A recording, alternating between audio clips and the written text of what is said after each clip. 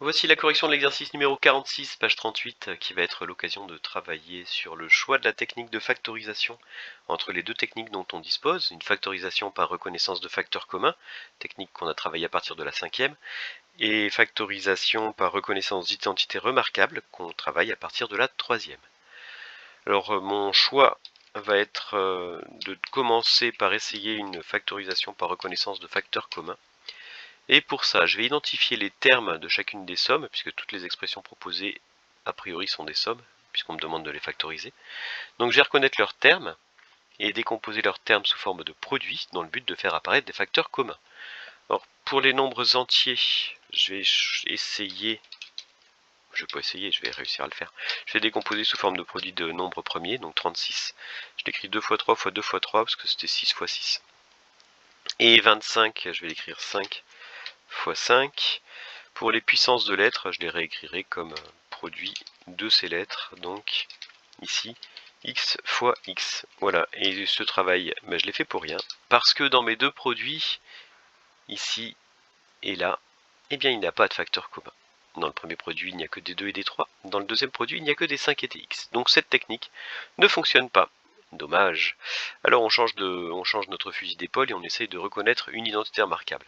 Des identités remarquables, je vous rappelle que nous en avons 3 à notre disposition. Nous avons a plus b au carré, qui se développe en a carré plus 2ab plus b carré. Nous avons a moins b au carré, qui se développe en a au carré moins 2ab plus b au carré. Et enfin, nous avons a plus b facteur de a moins b, qui se développe en a au carré moins b au carré. Pour factoriser, on les utilise en fait dans l'autre sens. Donc on cherche à réécrire une somme sous la forme de produit. Si on a quelque chose de la forme a carré plus 2ab plus b carré, on le réécrira sous la forme a plus b au carré. Si on a quelque chose de la forme a carré moins 2ab plus b carré, on le réécrira a moins b au carré. Et si on s'aperçoit que notre expression est de la forme a carré moins b carré, on la réécrira a plus b facteur de a moins b. Voilà, donc il faut choisir parmi les trois formules. Il faut vérifier surtout qu'il y en ait une qui s'applique parce que ce n'est pas forcément le cas. Mais ici, pour l'expression A, eh bien, il y a bien une de ces trois expressions qui correspond. Alors ni la première ni la deuxième parce qu'elles font intervenir 3 termes et qu'ici il n'y a que 2 termes dans mon expression. En revanche, la troisième va bien. Effectivement, 36 c'est 6 au carré et 25 fois x au carré c'est 5x le tout au carré. Donc on reconnaît bien une expression de la forme a au carré moins b au carré qu'on peut factoriser en a moins b facteur de a plus b. Bon, ou a plus b facteur de a moins b, la multiplication est commutative, donc l'ordre des deux parenthèses ici n'a pas d'importance. Et voilà, on a réussi à factoriser l'expression a. Pour l'expression b, on fait la même chose, donc je commence par essayer une factorisation par reconnaissance de facteurs communs. Mais quand je décompose mes trois produits, ici les trois termes, quand je décompose 100, j'obtiens 2 fois 5 fois 2 fois 5, 10 fois 10. Quand je décompose 60x, j'obtiens 2 fois 3, 2 fois 3 ça fait 6, fois 10, donc fois 2 fois 5.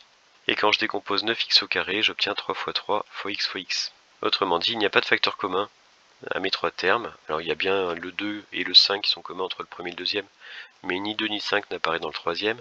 Il y a bien x qui est commun au deuxième et au troisième, mais il n'apparaît pas dans le premier, donc il n'y a pas de facteur commun aux trois termes. Donc je reviens en arrière. Je repars de 100 plus 60x plus 9x au carré, et j'essaye de reconnaître une des identités remarquables. Or ici, il y a une des trois qui colle, c'est la première. Alors pourquoi la première? Parce qu'on a 3 termes dans notre développement. 3 termes dans le développement, dont le premier et le dernier sont des carrés. Alors le deuxième, ici, pourrait être mis sous la forme d'un carré, mais ce serait un petit peu embêtant parce que x change de signe. Quand x est négatif, et quand x est positif, x est positif. Donc 60x change de signe. Or, un carré, c'est censé être tout le temps positif. 100 ne change pas de signe, 100 est toujours positif. 9 fois x au carré ne change pas de signe non plus, puisque x au carré est toujours positif. Donc multiplié par 9, c'est toujours positif. Donc ces deux-là peuvent être écrits comme des carrés. Le troisième, on ne pourra pas l'écrire comme un carré.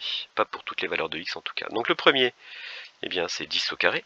Et le troisième, 9x au carré, c'est le carré de 3x. 3x, le tout élevé au carré, ça fait 3x fois 3x. Donc 3 fois 3 fois x, ça fait bien 9x au carré. Il ne nous reste plus qu'à vérifier, alors puisqu'on a identifié un terme de la forme a au carré et un terme de la forme b au carré, il ne nous reste plus qu'à vérifier que le troisième terme est bien de la forme 2 fois a fois b. Donc 2 fois ce qu'on a identifié comme étant notre premier nombre au carré, 2 fois 10, fois 3. Alors là j'ai été un peu gonflé, je l'ai écrit dès le début parce que je l'avais vérifié mentalement. J'avais vérifié que 2 fois 10 fois 3 ça faisait bien 60. Donc que 60x pouvait être écrit comme ça. Et on reconnaît donc bien 2 fois a fois b. Donc ceci c'est notre a et ceci 3x c'est notre b. Quand on factorise, on réécrit donc ça sous la forme a plus b le tout au carré. Puisque c'est le développement de cette identité remarquable. Donc a plus b le tout au carré, voilà. Et on a factorisé notre expression. Et cette fois, on l'a factorisée par reconnaissance d'identité remarquable. Pour l'expression C, 2i facteur de i plus 1 plus 2i facteur de 2 plus i. Ben, quand je l'ai lu, je pense que vous l'avez entendu. Mais je vais quand même décomposer mes produits. Donc 2 fois i plus 1 pour le premier terme. 2 fois i fois 2 plus i pour le deuxième terme. Qu'a-t-on de commun à ces deux produits? On a 2 d'une part et i d'autre part. Donc on va pouvoir factoriser par 2 fois i en utilisant l'identité donc vue en cinquième. K fois a plus k fois b est égal à k facteur de a plus b. Je mets 2 fois i devant un crochet et à l'intérieur du crochet je recopie tout ce qui reste dans les deux produits précédents. Dans le premier produit il restait 1 plus i qui est donc ici.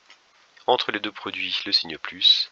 Et dans le deuxième produit, il nous reste 2 plus i, que voilà. Pour la suite des opérations, il faut simplement réduire le contenu du crochet. Donc là, on s'aperçoit qu'on peut supprimer les parenthèses qui étaient toutes les deux inutiles. Ce qui nous permet de réduire la somme qui est à l'intérieur du crochet. I plus i, ça va faire 2i. Et 1 plus 2, ça fait 3. Donc on obtient 2i facteur de 2i plus 3 comme forme factorisée de notre expression C. Il ne me reste plus que d, b carré moins 10b plus 25. Je n'essaye pas de faire de décomposition de produit cette fois, parce que dans le premier il n'y a que b, et dans le dernier c'est 5 fois 5, donc c'est clair qu'il n'y a pas de facteur commun à mes trois produits. En revanche, je reconnais la deuxième identité remarquable. Je reconnais la deuxième parce qu'il y a 3 termes et un signe moins. Alors là encore, je vais un petit peu trop vite. Je dis je reconnais quelque chose qui pourrait être de la forme de la deuxième. C'est ça que je devrais exactement dire. Avec une quantité élevée au carré, b, ça marche bien. Une deuxième quantité au carré, ici, 5 au carré. Il ne me reste plus qu'à voir si ce qui est là est bien 2 fois le premier nombre élevé au carré, la première quantité élevée au carré, fois la deuxième quantité élevée au carré. Or c'est bien le cas, 10 c'est 2 fois 5, et donc on a bien 2 fois 5 fois b, autrement dit 2 fois b fois 5. Donc quelque chose qui est de la forme 2 fois la première quantité fois la deuxième quantité. C'est bien le double produit qui est soustrait ici. On peut donc factoriser ça en b moins 5, le tout au carré, puisque b jouait le rôle de a dans l'autre expression, et 5 le rôle de b. Alors c'est un petit peu perturbant à dire comme ça, mais c'est bien le cas. Si je remets des petites couleurs, avec la première quantité en rouge et la deuxième quantité en bleu, vous constaterez qu'on a bien la même forme d'expression que l'identité remarquable numéro 2, identité a-b le tout au carré. Voilà donc pour cet exercice.